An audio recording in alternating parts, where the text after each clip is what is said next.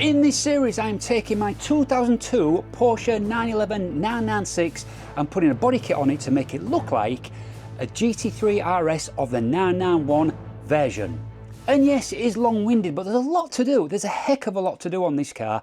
And yeah, I'm trying my best here, guys, so just bear with me on this. Yeah, it's a bit slow going, but it will be until we get this car ready for body shop. That's when the massive dramatic changes will happen, because obviously it'll go to body shop and it'll come back in a lovely colour, and then we can start reassembly. Really looking forward to that day, but that day's still a little while off yet, and we've still got some jobs to do. Let me show you what I intend to do in this video. So in the previous video we got this petrol flap fitted. What a pain in the backside that was. I had to do a lot of work just to get this to line up and fit in, and it still needs some fillet at the bottom there because the hole just doesn't match the shape of the actual cutout of the petrol flap. So this time I want to work on this wing because we've got a very similar problem. We've got to fit the washer bottle underneath, and again we're restricted by part of the wing, so we're going to have to cut it. But I think with this one, because there's no petrol flap to mess with, I'm probably just going to cut it in situ. Once we've cut it, I need to then just align this panel up a little bit better with the bonnet and the door, and then that wing should almost be done. Then I'm going to move on to the front bumper because I've got a little bit of work to do on that, and I've bought something that could maybe make life a lot better for me. So stay tuned later on in the video to see what that is. Hey guys, just a quickie. We're at Rougheth Airport here today, and we've got a bit of a drive off here. So it's a runway day, and it's a Jaguar runway day. Just look at all these Jags we've got here. So we're going to get a little bit of video of these blasting up and down the road. Wow, that sun is intense. And this is your runway. This is where they're going to be blasting up and down, and it's side by side as well, so you can actually race against another one. But let's check out some of these cars giving it big licks down here.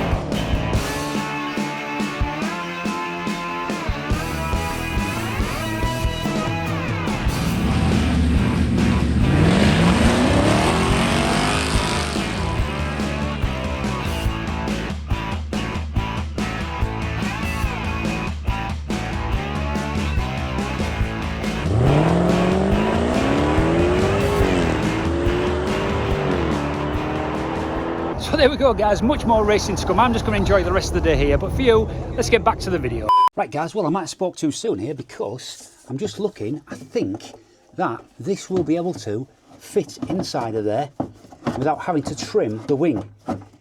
That goes in there, and then you just need to locate that in the holes, which is going to go in like that. But before we do any of that, we need to get this wing lined up, because once that's in place I can't get to the bolt that is behind it.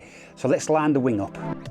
On this bit, it just needed the centre bit just pushing out just a little bit to line up with the door on the outside, and this bit here, it was pulling the wing just a bit too far in, so the side scare stuck out too far. So I'm popping a couple of washers in there with a magnet just to hold it in place while I put the nuts and the bolt on and tighten it all up. So that was a bit of work underneath the wing there to just line this bit up here, because what we needed it to do, we needed it to be level with this bit down here. It's just slightly up, but that'll get fixed in the body shop. And also we need the gap to be consistent down here. So I stuck a wedge in there just to force that to be the right gap there. And that's now, I can take that out, and that's now stayed in place. And as you can see, we've got a nice consistent gap going all the way up there now. So the gap for the wing or the fender to the door is now set where I like it. So let's go up top now and go have a look at the top of the wing where it meets the bonnet. Oh, and you know what? Look at this. Look at this gap. That ain't bad at all. So I think this wing is in a good position. So let's bolt the other bits down under there and get this fully in position on both sides, both wings, because I think now I ain't going to move them anymore from where they are. So some of the holes here just did not line up with the thread underneath, so I'm just using a side drill just to make the hole a little bit bigger so I can put the screw in.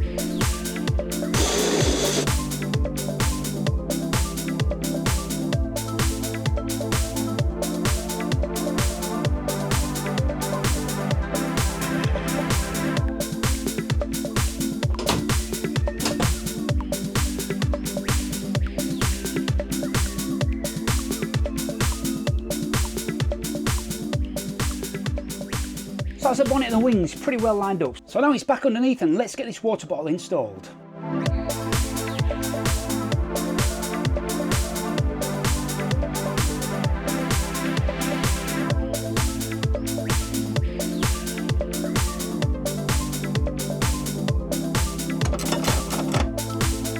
Right, she's fitted in and fully plugged in and hopefully fully working. So another while you're in there job, this resistor that worked with the lights when I wired up all of the DRLs, etc. Whoops. I need to mount this up here and connect one side of it to earth.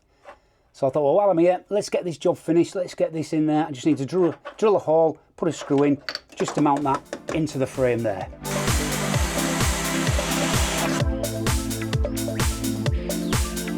And that's yet another job ticked off the long list I have to do to get this car ready for the body shop. And now just received the cable for the DRL on the right hand side of the car, so let's get that installed as well.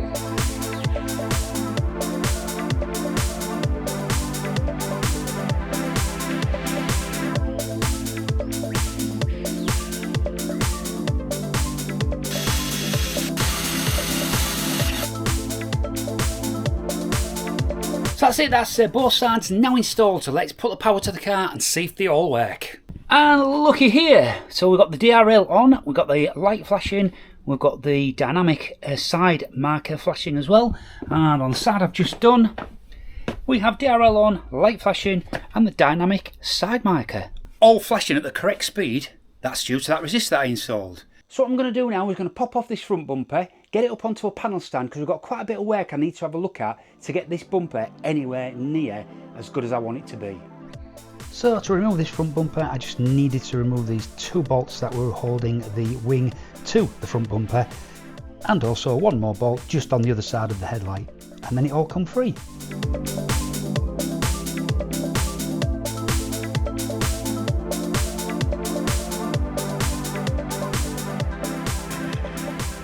So with this front bumper, the problem is, how do I mount those DRLs? Because when you look inside this obviously moulded front bumper, you just get a flat area like this. So how the heck am I going to mount a DRL that sits in there and sits in that side as well? Well, I've hopefully come up with a solution to that, and that's by buying one of these. So this is like a mounting plate for a DRL and, well, a bit of mesh or whatever, for a standard sort of 991 that's got these sort of big DRL. Now I'm not sure if that includes a GT3, but this one's got those slats on, as you can see there, but I don't need that, I just need to put a bit of a grille. But look at this, I think it might fit. So this is the inside of my front bumper, and if we put this over here like that, somewhere in place like that anyway. So these are the mount points here for the DRL. Now if I can basically cut out this bit here, which I don't need, because all I need is to put some mesh over there.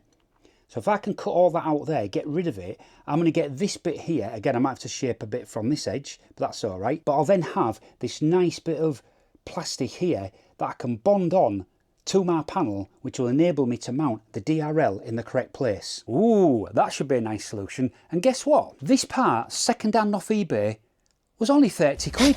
I couldn't believe it. So now I know the part I need, I can go on the hunt and see if I can find one for the other side. But first of all, let's see if I can get this to fit.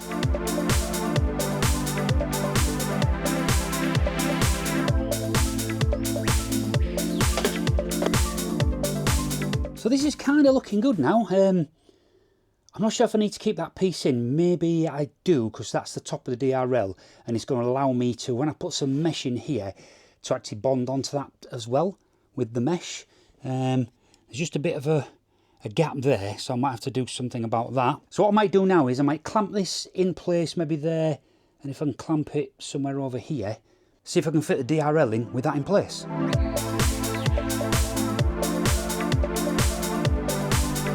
Yeah, so here I am, gently fitting the DLR in. Don't want to break these, they were quite expensive. And you know what, it's not looking bad. Now I'm just marking this with a blue pen of all the other parts that I should be able to cut off and get rid of to make it fit a lot better.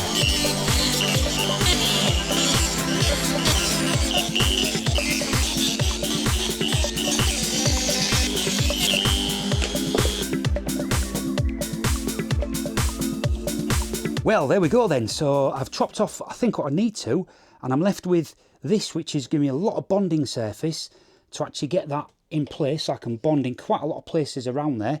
So I'll be able to bond that to this panel. That should be no problem. And let me just turn this over and then we can have a look how it fits. And there we go. Once she's bonded right in, she's going to fit nicely like that. Because that'll push in a little bit as I tighten the light in. Yes, I do think this is going to work. Good news, I've got a delivery today and it's the other side of this mounting plate that I need for my front bumper. So now I've got the first one done, I can actually use that as a template to cut this one out and make it fit the other side.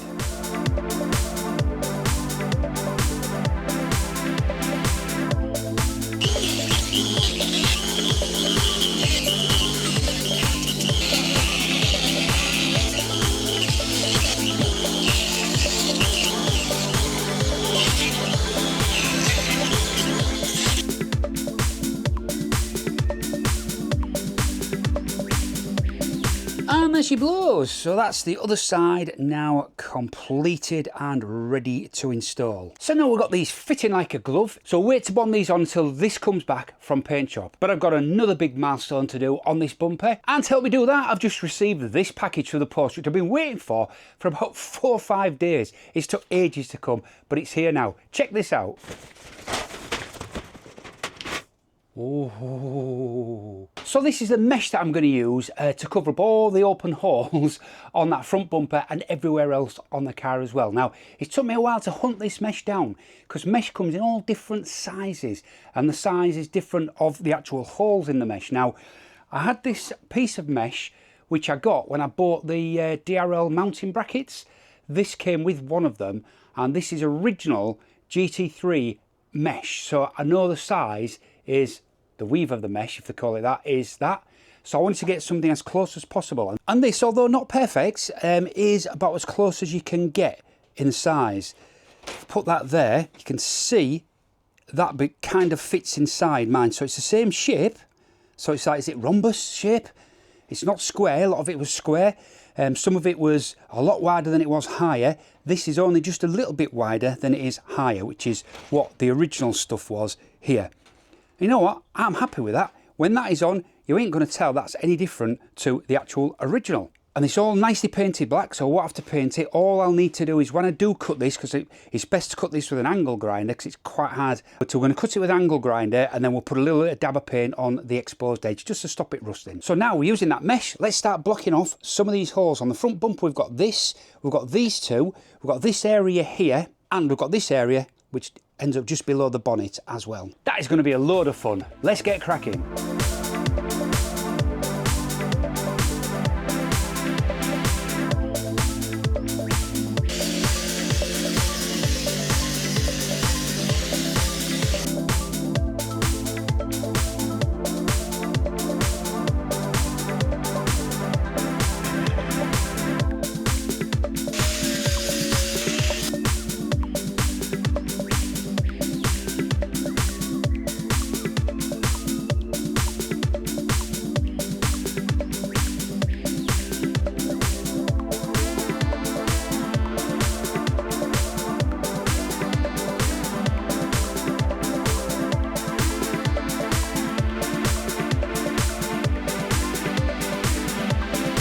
And there we have it. I'm absolutely over the moon and how this has come out. So this is going to look really good. Not going to bond any of those on because this has got to go to the body shop later on in this series. Well, I've done quite a bit in this episode, so I hope you enjoyed it. Yeah, we're getting closer and closer to that body shop. I've actually had a call with the body shop and I've put some sort of plans in place at this moment. I'm going to go see them very shortly. So that's going to be it for this episode. I hope you really enjoyed it. If you did, don't forget to subscribe to my channel and give me a thumbs up for this video. It really does help with my analytics. I'm heading towards that 7,000 subs now. I'm hoping I want to get this to 10,000 by the end of the year. So come on guys, if you're not subscribed, hit that subscribe button and help me out on this channel. I need some more money to pay for this to go to the body shop. Hope you enjoyed it. Until the next time, stay safe.